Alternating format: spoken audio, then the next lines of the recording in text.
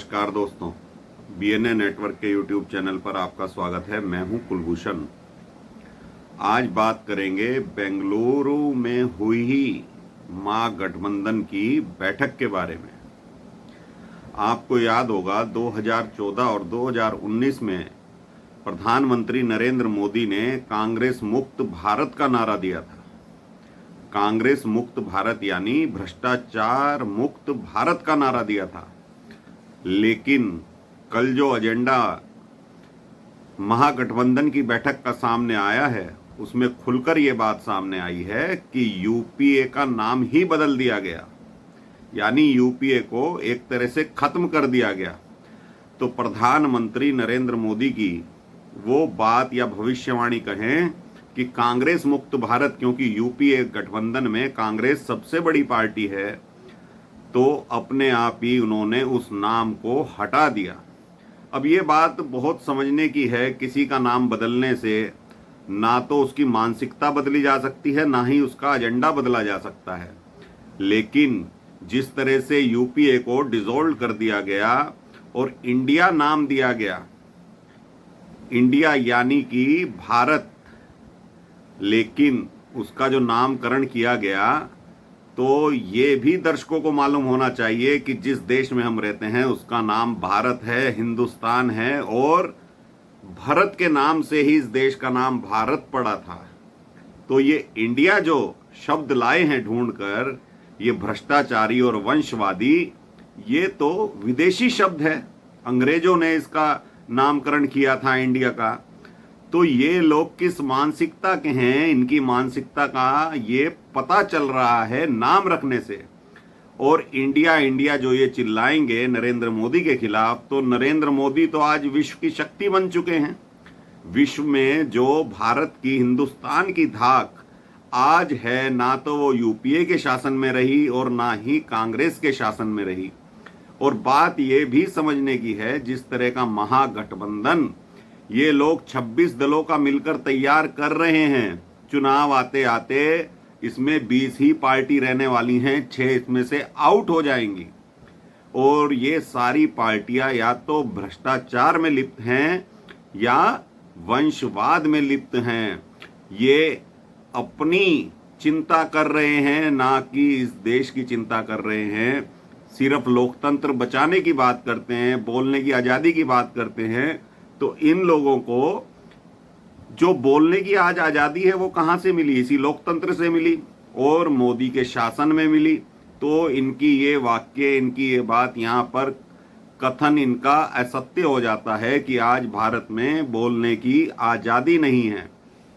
लेकिन जो एजेंडा था महागठबंधन का, उस बैठक का, उसमें सारी चर्चा मोदी को हराने के लिए हुई, ना कि देश के संविधान को बचाने की हुई, ना ही लोकतंत्र को बचाने की बात हुई। क्योंकि संविधान अपना कार्य कर रहा है और लोकतंत्र और मजबूत हुआ है, ना कि कहीं उसमें कोई हानि पहुंची है। ये बात कह सकते हैं, जब इंदिरा गांधी ने अपने शासनकाल यानी कांग्रेस के शासनकाल में इमरजेंसी लगाई थी, तो उस वक्त तो लोकतंत्र की हत्या हुई थी। लेकिन मोदी के कार्यकाल में या अटल बिहारी के कार्यकाल में या कहें एनडीए के कार्यकाल में इस तरह की कोई भी घटना नहीं हुई है। तो ये लोग जो 26 दल आज मिले हैं, किसी भी दल का आप नाम उठाकर देख लीजिए। शरद पवार एनसीपी के नेता, एनसीपी खत्म हो चुकी है, लेकिन सुप्रिया सुले को आगे बढ़ाने के लिए अपनी रणनीति को इस तरह से तैयार कर रहे थे कि वो सुप्रिया सुले को भविष्य में कहीं ना कहीं फिट कर सकें। लेकिन एनसीपी ही गायब हो गई। जिस तरह से यूपीए गायब हो गया, उस तरह से एनसीपी गायब हो गई। उनके भतीजे अजीत पवार ने शरद पवार को ठिकाने लगा दिया है। तो ये वंशवादी पार्टी लालू यादव की ले लीजिए, उनके बेटे तेजस्वी यादव को मुख्यमंत्री बनाना चाहते हैं। सिर्फ इस गठबंधन में एक नीतीश कुमार ऐसे हैं जिनके ऊपर वंशवाद का आरोप नहीं लगता, वरना उद्धव ठाकरे का गुट, वो भी वंशवादी है, अपने बेटे को बढ़ाने के लिए कार्य कर रहे हैं।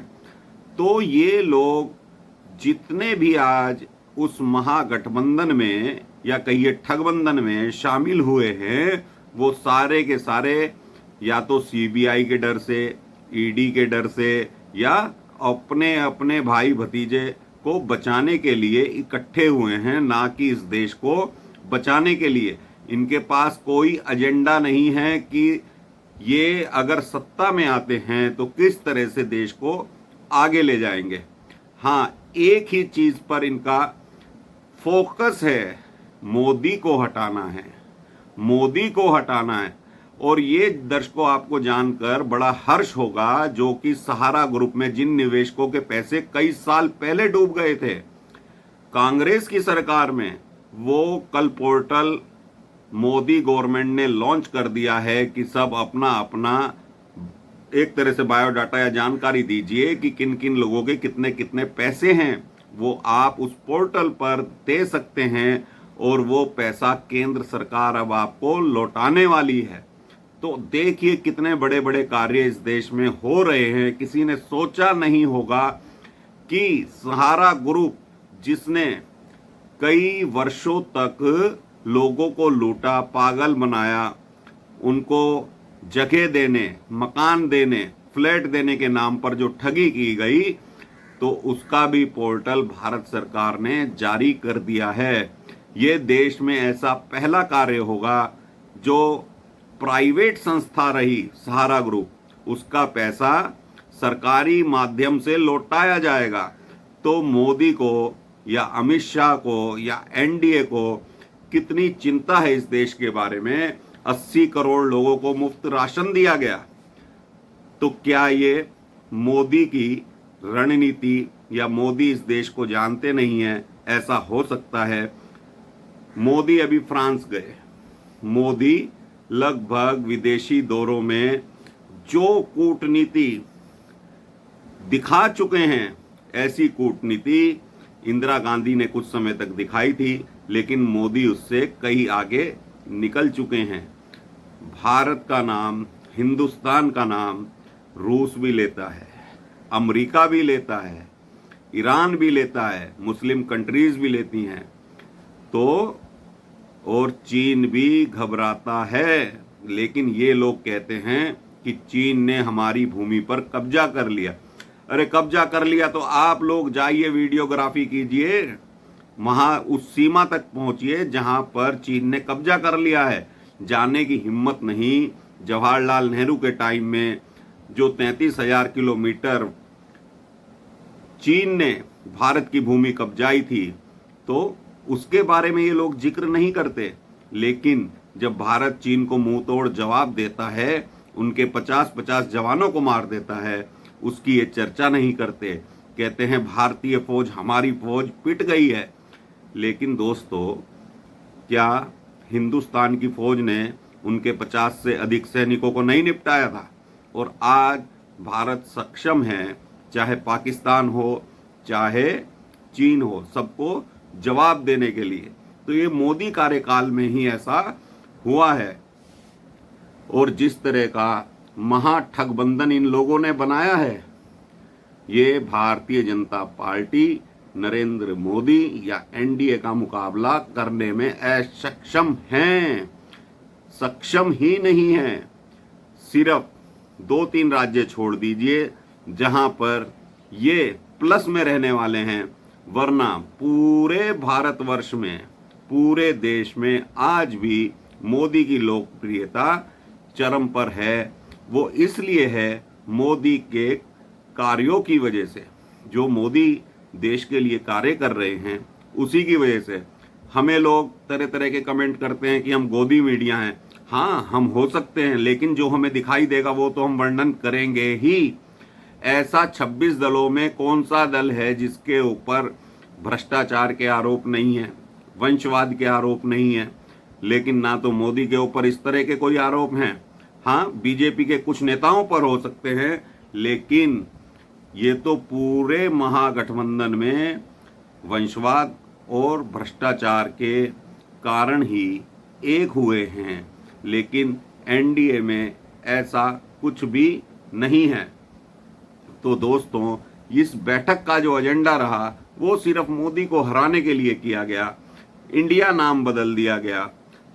नाम बदलने से इंसान की मानसिकता नहीं बदल सकते, वेशभूषा नहीं बदल सकते, कार्यशैली नहीं बदल सकते। आप कितने भी नाम बदल लीजिए, इंडिया रख लीजिए, कुछ और रख लीजिए, जिस इंडिया में सीपीएम, सीपीआई जैसे दल हों जो चीन की मदद करते हों, तो वो इंडिया कैसे हो सकता है? ये राहुल गांधी बताएंगे, केजरीवाल बताएंगे या नीतीश कुमार बताएंगे? कौन बताएगा?